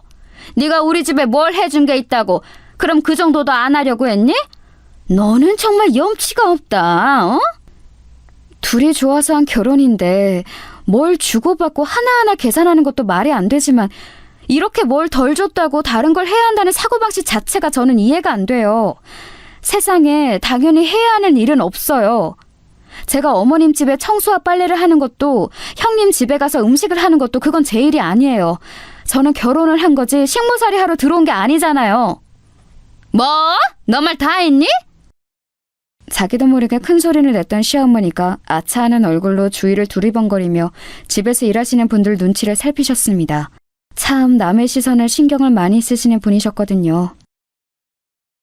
나중에 다시 이야기하자. 그리고는 자신의 방으로 들어갔어요. 저는 할 일 없이 소파에 그냥 앉아 있었습니다. 그런데 일하시던 분이 저에게 말을 걸어오시더군요. 아까 어르신께서 그 제주산 갈치로 요리를 부탁하셔서 조림이랑 구이 2가지를 했거든요. 저희는 원래 저희가 가져온 재료로만 하는데 며느리 먹여야 한다고 부탁을 하셔서 일단 하긴 했는데 준비가 안 된 상태에서 하는 음식이라 제대로 됐는지 모르겠네요.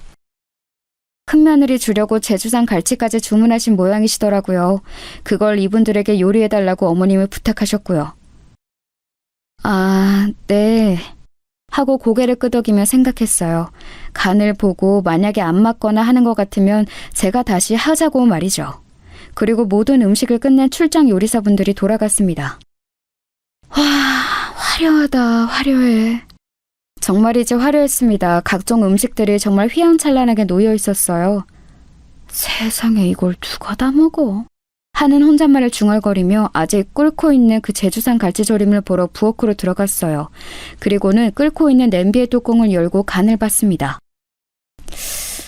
좀 밍밍한가? 고개를 갸웃하고 돌아서는데 정말 화들짝 놀랐어요. 언제 나오셨는지 시어머니가 제 뒤에 서 있었습니다.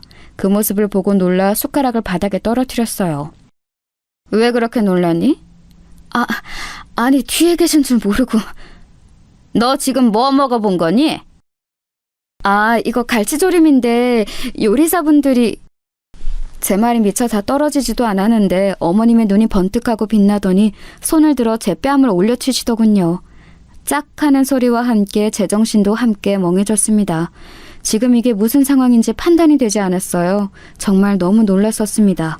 어머님은 그런 저를 향해 굉장히 화난 얼굴로 소리를 지르기 시작하셨어요. 네 형님 먹으라고 사온 제주산 갈치에 먼저 손을 대? 아니 그게 아니고... 이게 어린이 하는 말에 꼬박꼬박 말대꾸 할 때부터 알아봤었어야 하는데 이 위아래도 없는 미친 것이 우리 집에 들어와서는... 그 뒤로도 뭐라 말을 하셨지만 귀가 멍한 기분이 들었어요. 뺨을 너무 세게 맞은 탓이기도 했지만 아마도 충격 때문이었던 것 같습니다. 받아들이기 너무 힘든 일이었거든요. 아버지의 뜻을 어기며 집을 나갈 때도 제 아버지는 제 뺨을 때리신 적이 없어요. 그러니까 태어나서 뺨을 맞아본 건 처음 있는 일이었습니다. 출장 요리사분들이 급하게 요청받은 요리라 제대로 됐는지 모르겠다 하셔서 간을 보고 맞추려고 했던 거예요. 제가 울먹이며 말하자 시어머니는 움찔하는 것 같았지만 그럼에도 불구하고 미안하다는 소리는커녕 되려 더 화를 내시더군요. 그 사람들이 다 전문가인데 어련히 알아서 잘 했으려고. 네가 뭐라고 그 사람들이 해놓은 음식을 간을 보고 맞추니 많이 해? 너는 늘 느끼는 거지만 애가 너무 주제를 몰라. 그때 문이 열리고 형님과 아주버님 그리고 남편이 들어왔어요. 세 사람은 앞에서 만났는지 대화를 나누며 집 안으로 들어왔습니다. 그리고는 뺨을 붙잡고 울먹이는 저와 그런 제 앞에 환한 얼굴로 서 있는 어머님을 발견했어요. 아니 이게 무슨 일이에요? 어머니, 자기야! 사실 그들이 들어오면 어머님이 좀 당황할 거라 생각했는데 그건 제 오산이었습니다. 오히려 더 당당하게 나오시더군요. 나는 더 이상 이런 며느리 내 집 식구로 못 둔다. 아니 왜 그러시는데요? 어디서 자기 주제도 모르고 감히? 그 순간 정말 제 안에서 뭔가 퓨즈가 뚝 끊어지는 느낌이 들었습니다. 더 이상은 참을 수도 없었고 참고 싶지도 않았어요.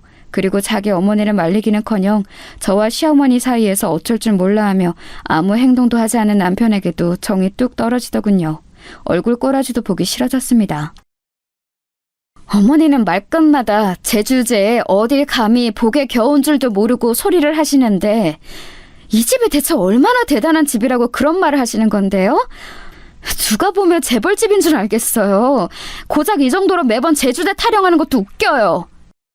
제 말에 어머님이 정말 분노로 파르르 떠시더군요. 너 지금 말 다 했니? 너 같은 내가 어떻게 감히? 또 그러시잖아요. 너 같은 애 감히. 아니 이 집이 얼마나 대단하길래 그런 말을 하시는 건데요 대체? 제 말을 가만히 듣고 있던 형님이 나서더군요. 동서네가 많이 기우는 건 사실이잖아. 어머님이 조금 격하게 말씀하셨기로서니 어른이 화가 나면 그 정도는 할 수 있는 거 가지고 동서도 너무한 거 아니야? 제가 너무하다고요? 동서가 먼저 예고도 없이 모든 집안일에서 손을 떼게 다 한 것도 다들 받아들이고 넘어가고 있잖아. 미리 상의라도 해줬으면 좋았을 텐데. 제가 어이가 없어서 코웃음을 치자 모두가 저를 바라보더군요. 이 집안 사람들은 대체 왜 다들 이 모양인 거예요? 뭐? 제 일이 아닌 걸 그동안 제가 혼자 희생해가며 하고 있었던 건데 그걸 왜 집안 식구들의 허락을 받아야 하는 건데요 대체? 왜 당연하게 그 일이 제가 해야 할 일이라고 생각하시는 거예요? 제 그 말에 시어머니가 다시 한번 제 뺨을 때렸습니다. 짝 하는 소리와 함께 제 고개가 돌아갔어요.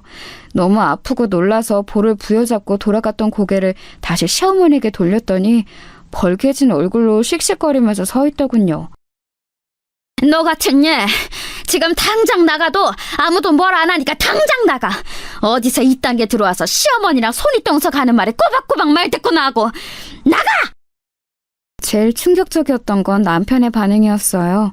제가 맞는 걸 두 눈으로 봤으면서 중간에서 어쩔 줄 모르고 서 있기만 할 뿐 아무 행동도 취하지 않더군요.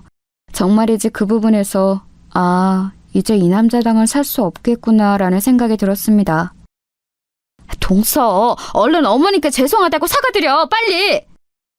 여기는 아무도 내 편이 없다는 사실도 사실이었지만 사람 취급받지 못하고 있다는 게 너무 실감이 됐어요. 재주씨가 아직 현실을 잘 모르네.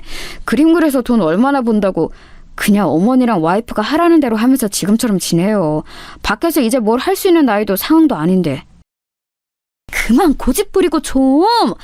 왜 이렇게 사람이 멍청하고 고집이 세? 다들 시어머니 옆에 붙어서 저를 나무라더군요. 누가 봐도 제가 잘못한 게 아닌데 말이죠. 남편은 무슨 이야기를 하려나 싶어 눈길을 남편에게 돌렸습니다. 일단 사과드리고 다음 이야기는 나랑 집에 가서 하자. 자기야. 남편의 입에서 그 말이 나오자마자 오늘 모든 걸 끝내야겠다 생각했어요. 그래서 숨을 크게 들이마시고 이야기를 시작했습니다. 다들 오늘 처음 알게 될 그 이야기를 말이죠. 저희 아버지가 살아계셨을 때 뭐 하셨는지 아무도 모르시죠? 그 이야기를 지금 왜 꺼내냐는 얼굴로 모두가 저를 바라보더군요. 살아계셨을 때 부동산으로 돈을 좀 크게 버셨거든요. 제가 그림 그린다니까 반대가 정말 심하셨어요. 그래서 아버지 돈은 절대 쓰지 않겠다고 다짐하면서 집을 나와서 월세살이를 했거든요. 남편이 무슨 소리를 하냐는 얼굴로 저를 바라보더군요. 자신도 처음 듣는 이야기일 테니까 당연히 그랬겠죠. 그때 이 사람 만나 연애했어요. 아빠가 그것도 참 반대하셨는데 집안이 너무 기운다고 그런 남자랑 연애하지 말라고 말이죠. 시어머니가 지금 무슨 소리를 하냐는 얼굴로 제 앞에 서더군요. 우리 집이 기운다니 너 지금 어디 머리 아프니? 돌아버린 거야? 무슨 소리를 하는 거야 지금? 제 이야기 아직 안 끝났으니까 끝까지 들으세요. 제가 무서운 표정으로 그렇게 말하니 조금 움찔하더군요. 제가 말을 이었습니다. 저는 어차피 아버지 돈 물려받을 생각도 없고 도움받을 생각도 없었으니까 그냥 그러시던지 말던지 신경 안 쓰고 이 사람이랑 연애했고요. 근데 그 와중에 사고로 두 분 다 돌아가시는 바람에 이 사람한테 우리 집 이야기할 겨를도 없었고 좀 지나고 보니 내 멋대로 살고 싶어서 아버지 도움 안 받겠다고 하고 집 나온 건데 이제 와서 그런 아버지 재산 이야기하는 것도 웃겨서 그냥 아무한테도 이야기 안 하고 있었단 말이죠. 당신 아버지한테 물려받을 재산이 있다는 말이야? 시어머니가 그 말에 코웃음을 치더군요. 얼마나 대단히 많이 물려받았길래 이 정도로 당당하니? 우리 집안이 부족한 게 뭐가 있다고? 네가 재산 좀 있다고 이제 와서 그래. 미안하다 할 것 같니? 이번에는 제가 코웃음을 쳤습니다. 미안하다고 사과하셔도 어차피 이제 그 사과 받을 생각도 없고요. 저는 오늘부로 이 사람이랑 이혼할 건데 여기 계신 분들한테 오늘 제 결정을 말해야 하니까 그러려면 이 이야기를 해야 해서 하는 거예요. 제 그 말에 모두가 무슨 이야기를 하냐 하는 얼굴로 저를 바라봤습니다. 아주버님 병원 제가 지금 2년째 월세 안 올려드리고 있거든요. 그거 다음 달부터는 원래 시세대로 올릴 테니까 그런 줄 아세요. 제 그 말에 모두가 눈을 동그랗게 뜨고 저를 바라봤습니다. 대체 무슨 말을 들은 건지 모르겠는 듯한 얼굴들이었어요. 그 건물주가 저희 아버지셨거든요. 지금은 저고요. 아직도 상황 파악이 안 되는 것 같았습니다.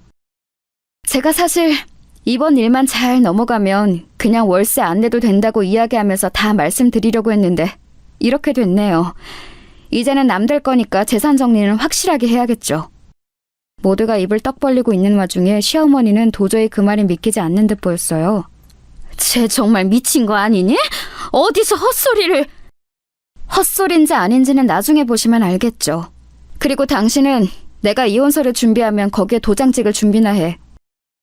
그러고 그 집을 나왔습니다. 맞은 뺨이 정말 얼얼했어요. 집으로 들어와서 정말 필요한 것들만 바로 가지고 집을 나왔습니다. 사실 남편이 바로 따라 나올 줄 알았는데 그것마저 제 착각이었더군요. 아마 진짠지 아닌지에 대한 이야기를 거기서 나누고 있었겠죠. 집을 나와 호텔로 갔어요. 남들은 이럴 때 집 나오면 친정에 가서 부모님께 한탄도 하고 편도 들어달라고 하고 그런다던데 저는 그럴 부모님이 계시지 않다는 게 다시 한번 실감이 나더군요. 눈물이 났습니다. 그리고 그동안 제가 얼마나 호구 등신처럼 살아왔는지 생각하면 할수록 알겠더군요. 그들 중엔 저를 가족으로 생각하는 사람은 아무도 없었다는 사실도 다시 한번 깨닫게 되었습니다. 심지어 제 남편까지 말입니다. 얼마나 지났을까 남편에게서 전화가 왔어요. 자기야 들어와. 내가 잘못했어.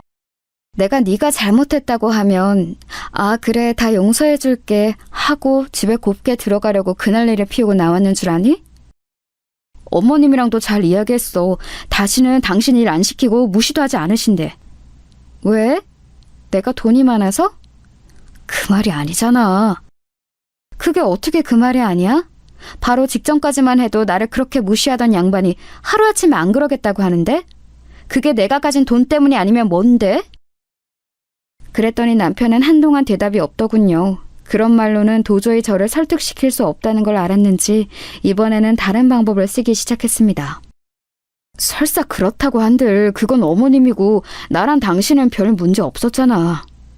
별 문제가 없어? 그건 당신 생각이고 우리가 별 문제가 없긴 뭐가 없어? 어머님 때문 아니면 우리는 잘 지냈잖아. 당신은 방관자야. 뭐? 내가 힘들어하는 거 정말 몰랐어? 몰랐다고 할 수 있어? 몰랐어도 문제지. 같이 사는 부인이 그렇게 힘들어하는데 관심조차 없었다는 말이니까. 근데 그것도 아니잖아. 당신 알았잖아. 알면서도 당신 귀찮아서 싫은 소리 하기 싫어서 지금 이대로가 편해서 나 힘든 건 그냥 모른 척한 거잖아. 아니라고 할 수 있어? 아니, 그게 아니고 나는... 오늘도 내가 어머님한테 뺨 2대나 맞을 때 당신 뭐 했어? 말리기는커녕 어머님 눈치나 봤지? 내가 오늘 거기서 당신한테 오만정이 다 떨어졌어. 뼛속까지 와닿더라. 당신한테도 나는 가족이 아니라는 사실이. 그건 어머님 앞이니까 어쩔 수 없이. 어쩔 수 없는 거 좋아하네. 그냥 시끄러워지는 게 싫었겠지. 살던 대로 살면 되는데 이제 와서 왜 저러나 싶었겠지. 아니야? 제 말에 아무 대답이 없던 남편이 작게 말하더군요. 내가 다 미안하고 잘못했어. 그러니까 한 번만 용서해주라, 어? 아니, 나는 이제 당신이랑 당신 식구들 꼴도 보기 싫어. 그렇게 가진 게 있고 없고를 따져가며 사람 대하는 거 다른 성물 같은 집안에 더 이상 소속되어 있고 싶지도 않고.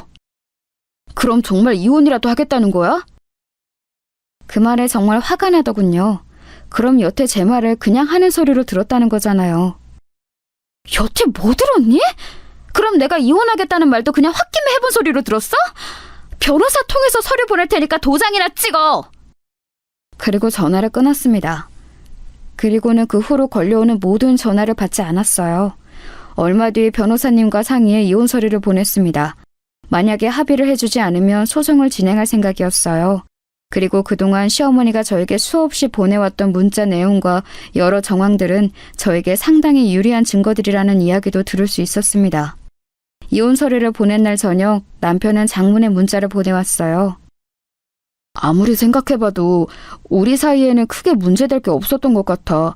나는 당신과 이혼하고 싶은 마음이 없어. 당신이 말했던 것처럼 내가 중간에서 제대로 된 남편 노릇을 하지 못한 건 정말 미안해. 앞으로는 그러지 않고 당신 남편으로서 최선을 다할게. 그러니까 우리 이혼만은 하지 말자. 라고 말이죠. 문자를 읽는 내내 코웃음이 나왔습니다. 그리고 깨달았어요. 아, 나는 이제 이 남자에게 조금의 애정도 남아있지 않구나 하고 말입니다. 곧장 소송을 진행했습니다. 그러는 동안 정말 웃기는 소식 하나를 더 들을 수 있었어요. 혹시 강남에 있는 건물 파실 생각이세요? 아니요. 왜 그러시는데요? 아니, 누가 부동산에 강남 건물에 대해서 물어보고 다니면서 요즘 시세가 어떠냐고 자꾸 묻는 사람이 있다고 해서요. 쎄한 느낌에 알아보니 아니나 다를까 시어머니였습니다. 그 주변 부동산을 다니면서 제가 가진 재산들에 대해 알아보고 다니셨더라고요. 정말 투명하게 속물인 사람이죠. 한마디 할까 싶었지만 그냥 내버려뒀습니다. 그리고 그런 생각도 들었어요. 제가 가진 재산을 다 알게 되면 나중에 더 땅을 치고 후회하겠지라는 생각 말입니다. 이혼 소송장을 접수하고 얼마 지나지 않아서 그 소식이 남편과 시댁 식구들 사이에 다 전달된 모양이었습니다. 그리고 아주버님의 병원 월세를 올린다는 소식도 말입니다. 시어머니께서 전화가 왔거든요. 좀 만나줄 수 있겠니? 말투부터 다른 사람이었습니다. 그 전에 저를 대하던 모습과는 완전히 360도 다른 사람의 모습이었어요. 사실 그 자리에 나가지 않을까 하는 생각도 들었지만 궁금하긴 하더군요. 시어머니가 어떤 모습으로 저를 대할지 말입니다. 그렇게 좋아하는 돈으로만 보면 제가 형님보다 수십 번은 더 많았거든요. 아, 나왔니? 일찍 오셨네요. 약속 시간보다 10분이나 먼저 나가는데도 시어머니는 이미 와 있었습니다. 그리고 처음 보는 웃음을 지으며 저를 맞아주더군요. 정말 저에게 그런 웃음을 짓는 건 생전 처음 보는 일이었습니다. 좀 서둘러 나왔다. 일단 앉으렴. 속이 빤히 보이는 그 행동에 속으로 웃으며 자리에 앉았습니다. 네가 그러고 나가고 나서 내가 곰곰이 생각을 해봤다. 내가 정말 많이 잘못하면서 살았더구나. 네 말처럼 네가 하는 것들을 너무 당연하게 생각했어. 세상엔 당연한 건 없는데 말이야. 이제라도 아셔서 다행이네요. 그래. 네 말처럼 그 일은 네 일이 아닌데 그동안 우리가 너한테 너무 많은 걸 요구하면서 편하게 지내왔다는 생각이 들더구나. 그래서 나도 나고 큰애도 그렇고 정말 많이 반성하고 있다. 정말 하나도 믿기지 않는 말들 뿐이었지만 어차피 이제는 저랑 상관없는 사람들이라는 생각에 가만히 듣고만 있었습니다. 그랬더니 시어머니는 제 그 반응이 긍정적인 신호라고 받아들이신 것 같더라고요. 대뜸 제 손을 잡으셨습니다. 처음 있는 일이라 소름이 돋을 뻔했어요. 그 화난 마음 충분히 이해한다. 우리가 너 마음 풀릴 때까지 정말 최선을 다해서 사과하고 반성할 테니까 용서하거라. 제 손을 잡고 있는 시어머니의 손을 빤히 바라보다가 힘을 줘 빼냈어요. 제 그 반응에 놀란 듯 움찔하는 시어머니가 느껴졌습니다. 네, 반성하셨다니 너무 다행이고 앞으로는 그러지 말고 잘하세요. 그래, 네가 용서해준다니 너무 저 말고 새로 들이실 며느리한테요. 제가 용서한 줄 알고 반색하던 시어머니가 뒤에 이어지는 말에 멍한 얼굴이 되더군요. 그 얼굴을 보고 비웃음이 나왔습니다. 제가 무슨 진짜 등신도 아니고 재산 있다는 사실 하나에 이렇게 태도가 바뀌는 사람을 어떻게 믿어요. 그리고 설사 정말로 반성을 하시고 잘못했다 생각한다 하더라도 저는 그 집안에 오만정이 다 떨어져 다시 들어가고 싶지도 않아요. 그냥 살 거였으면 그렇게 나오지도 않았어요. 제 말이 한마디 한마디 이어질 때마다 시어머니 안색이 좋지 않아지는 게 보이더군요. 성격이 워낙 지랄맞은 양반이라 억지로 참고 있는 게 보였습니다. 성질 같아서는 당장이라도 제 뺨을 올려치고 싶었을 거예요. 어머님, 부동산 여기저기 다니시면서 제 재산 알아보고 다니는 거 제가 모를 줄 아셨어요? 아니, 그건 어떻게? 제 말에 당황한 기색이 역력하더군요. 그 동네가 소문이 얼마나 빠른데 어머님이 그러고 다니시면 당연히 이야기가 나오죠. 그 건물주가 가진 부동산이 얼만지 그렇게 물어보고 다니셨다면서요? 아니, 그건 나도 궁금해서 그냥. 왜요? 제가 가진 재산이 엄청나 보이니까 이제 와서 아차 싶으세요? 아깝다 싶으세요? 큰며느리 재산은 재산도 아닌데, 그쵸? 제 그 말에 놀란 듯 저를 가만 보더니 다시 한번 애써 웃더군요.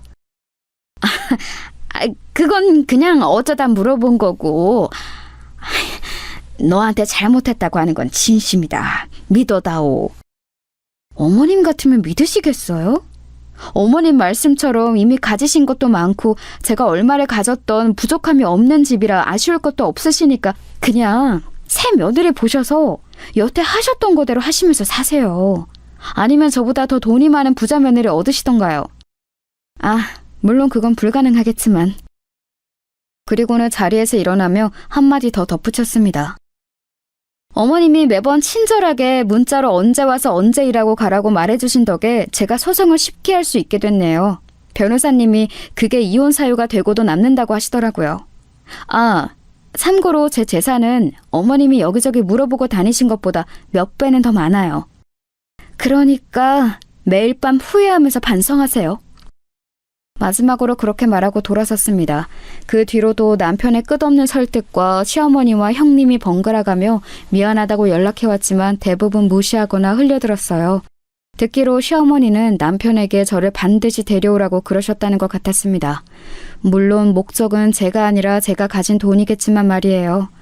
월세를 다시 올리고 몇 달은 올린 월세가 들어왔어요. 하지만 운영이 제대로 되지 않는 탓에 아주버님의 병원은 금방 자리를 빼야 했습니다. 듣기로는 동네 작은 병원으로 사이즈를 엄청 줄였다고 하더군요. 능력에 비해 너무 큰 병원을 운영한 게 문제라면 문제였죠 뭐. 시어머니는 제가 가진 재산을 어디서 들었는지 듣고서는 길바닥 한가운데 주저앉아 땅을 쳤다고 하더군요. 그냥 하는 말이 아니고 정말로 땅을 치면서 내 돈 하셨대요. 진짜 웃기죠? 그게 어떻게 자기 돈이에요? 제 돈이지. 이혼 소송은 저희 승소로 끝났습니다. 넘쳐나는 게 돈이고 그 집에서 뭔가를 더 뜯어내기 위해 감정 소모를 하고 싶지도 않아서 다른 위자료나 재산 분할은 하나도 받지 않았어요. 혹여 나중에 어떤 말 하나라도 나오는 게 싫었기 때문입니다. 저는 보란듯 그 동네에서 가장 비싼 집을 얻어서 살고 있어요. 마음이 바뀌어서 이 재산을 제가 사치하고 놀고 먹는데 다 쓸 생각은 없지만 말입니다. 시간이 좀 지나면 좋은 곳에 쓰일 수 있게 기부를 할 생각은 늘 가지고 있어요. 얼마 전에 꿈에 아버지가 나왔습니다. 제가 달려가서 안아드리고 울었어요. 너무 죄송하다고 말이죠. 가만히 제 머리를 쓰다듬어 주시는 아버지의 품에 안겨있던 꿈을 꾸고 깨니까 어딘가 용서를 받은 것 같은 기분이 들었습니다. 시어머니는 아직도 가끔 다시 합칠 생각이 없냐는 문자를 보내옵니다. 도저히 제가 가진 돈이 포기가 안 되는 모양이에요. 소용없는데 말이죠. 저는 제가 하고 싶었던 일을 하며 혼자 씩씩하게 살아가 보려고요. 그러다 좋은 사람을 만나게 되면 다시 이번에는 제대로 된 가족을 만들 수 있는 날이 올 수도 있겠죠. 제 긴 이야기 들어주셔서 감사합니다. 여러분은 저 같은 실수하지 마시길 바래요. 뭐든 있을 때 잘해야 한다는 건 말입니다. 그게 부모님이건 또 며느리건 말이에요.